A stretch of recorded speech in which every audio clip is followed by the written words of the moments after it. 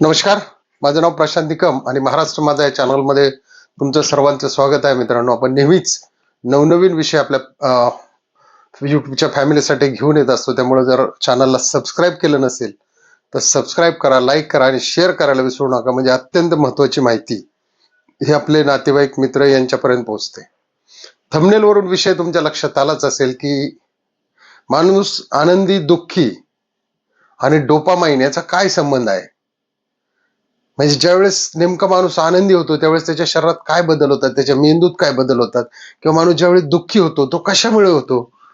तर हे बदल कशामुळे होतात, तर हे बदल होतात मित्रांनो डोपामाइनमुळे. तर डोपामाइन काय आहे हे आपण आज सुरुवातीला पाहणार आहे की डोपामाइनमुळे माणसाचं आयुष्य कसं बदलतं किंवा काय काय गोष्टी घडत असतात. तर डोपामाइन म्हणजे काय, हे एक रासायनिक दूत, म्हणजे एक असं एक केमिकल आहे ज्याला आपण न्यूरो ट्रान्समीटर सुद्धा असं म्हणतो. की ज्यावेळी एखाद्या माणसाला म्हणजे लॉटरी लागते त्यावेळी त्याच्या मेंदूमध्ये हे डोपामाइनचं वाढलेलं असतं. म्हणजे त्यावेळेस त्याला खूप आनंद झालेला असतो, अति उत्साही झालेला असतो तो. त्यावेळेस सुद्धा हे डोपामाइन वाढतं. किंवा त्याला त्याच्या आवडीच्या वस्तू काही खायला मिळाल्या तेव्हा सुद्धा हे डोपामाइन वाढतं. किंवा लॉटरी लागली किंवा एखादा दारू पिणारा असेल तर त्यावेळेस तो दारू पिल्यानंतर जे म्हणजे येडेचाळे करतो, आनंदी असतो, उत्साही असतो, सांगा हे काय करू, ते काय करू, किंवा मी हे करीन, मी ते करीन. म्हणजे काय होतं की त्याच्या डोक्यामध्ये त्यावेळेस ते डोपामाइन वाढलेलं असतं आणि ते ज्यावेळेस डोपामाइन वाढतं त्यावेळेस तो अति उत्साही म्हणजे प्रेरक, मोटिवेशक होतो. आणि डोपामाइन वाढल्यामुळे काय होतं की शरीराचं नियंत्रण सुद्धा त्याला ठेवता येतं. किंवा तुम्ही अशा बऱ्याच गोष्टी घडत असतात डोपामाइन वाढल्यानंतर. तो खूप पॉझिटिव्ह असतो.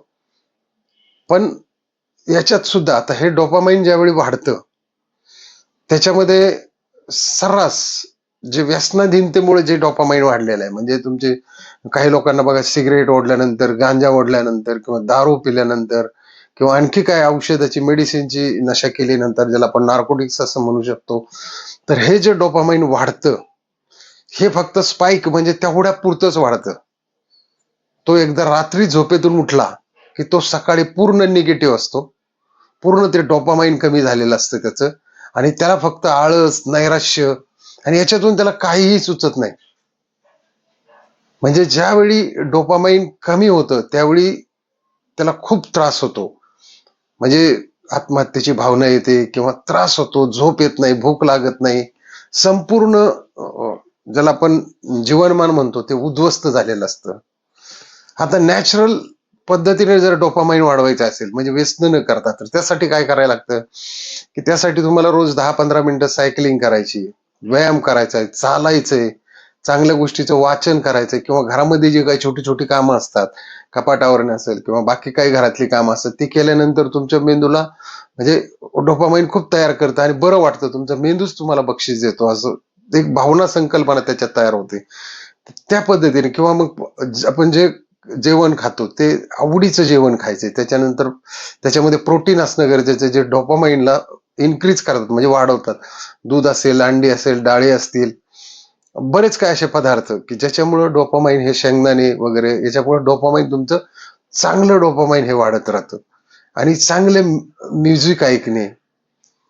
त्याचबरोबर काय करायचं नाहीये की त्याच्यामध्ये जास्त मोबाईलच्या स्क्रीनवर जायचं नाहीये, किंवा रील्स आणि शॉर्ट्स पाहून काय होतं की एक स्पाइक तयार होतो, त्याच्यामुळे लगेच डोपामाइन तयार होतं, लगेच कमी होतं. त्याच्यामुळं तुमचं हे जे स्क्रीनिंग आहे, मोबाईलचं स्क्रीनिंग, हे तुम्ही झोपण्या अगोदर 1 तास कमीत कमी बंद असलं पाहिजे. तुम्हाला झोप चांगली 7-8-10 तास तुमची चांगली झोप झाली पाहिजे. त्याच्यामुळे नॅचरली जे डोपामाइन आहे ते शरीरामध्ये तयार होतं आणि ते तुम्हाला उत्साही ठेवायला किंवा काही प्रेरणादायी कामं करायला या ठिकाणी हे करतं, म्हणजे उद्दीपित करतं, म्हणजे तुमच्या हातून चांगली कार्य करतात. पण व्यसन देण्याच्या पद्धतीतून तयार केलेलं डोपामाइन काय होतं, हे तेवढ्या पुरतं, तात्पुरतं असतं. त्याच्यानंतर माणसाला खूप चिडचिड होते. आता याच्यात आणखी एक अशी पद्धत आहे की तणाव. ज्यावेळी एखाद्या व्यक्तीच्या शरीरावर किंवा मनावर ज्यावेळेस तणाव असतो, तणाव कशाचा असतो, अभ्यासाचा असेल, पैशाचा असेल, नातेसंबंधाचा असेल, भांडणाचा असेल, पोलीस केसचा असेल, किंवा आणखी काही गोष्टी असतील, त्याचे शारीरिक काही आजार असतील, काही मानसिक कमजोऱ्या असतील, तर ह्या ज्यावेळी हा तणाव वाढतो त्यावेळेस डोपामाइन पूर्ण कमी झालेलं असतं आणि त्यावेळेस माणूस फक्त नैराश्य जीवन जगत असतो. हे नैराश्याचं जीवन जगत असताना त्याने त्याचा ताण कमी करण्यासाठी रोज थोडासा व्यायाम केला पाहिजे, मोबाईलचा वापर कमी केला पाहिजे, नॅचरल ऍक्टिव्हिटी वाढवल्या पाहिजे, चाललं पाहिजे, कुठेतरी फिरलं पाहिजे. काही ठिकाणी म्हणजे जिथं नेटवर्क नाही मोबाईलला अशा ठिकाणी 2-4 दिवस जाऊन राहिलं पाहिजे.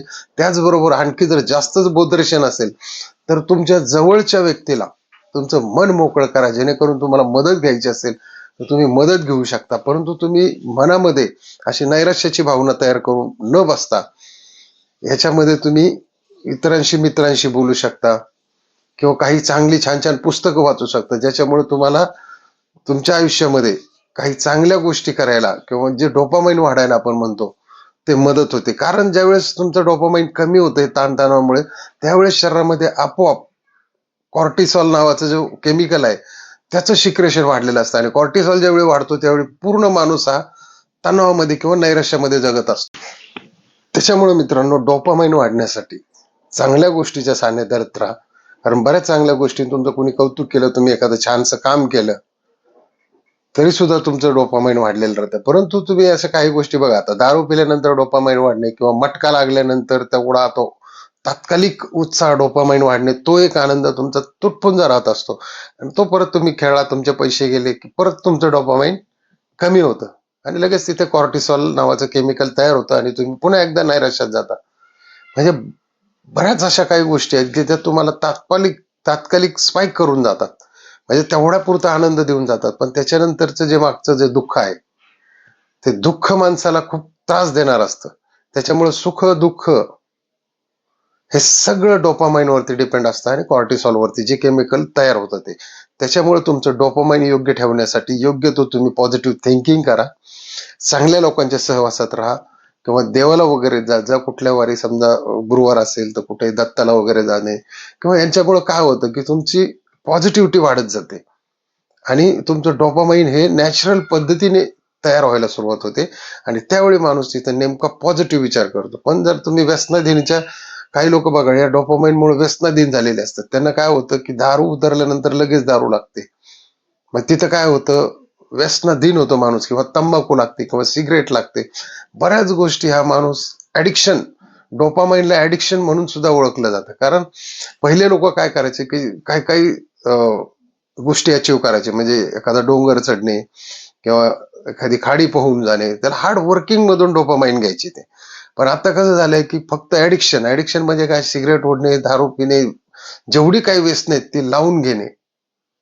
मग लॉटरीचा नाद असेल लॉटरी खेळणे, मटका खेळणे, आणखी काही गॅमलिंग असेल ऑनलाईन ती करत बसणे. मग याच्यामुळे काय होतं की डोपामाइन अपडाऊन होतं, फास्ट अपडाऊन होतं याच्यामध्ये. म्हणजे सरळ रेषेत येतं आणि सरळ रेषेतच खाली जातं.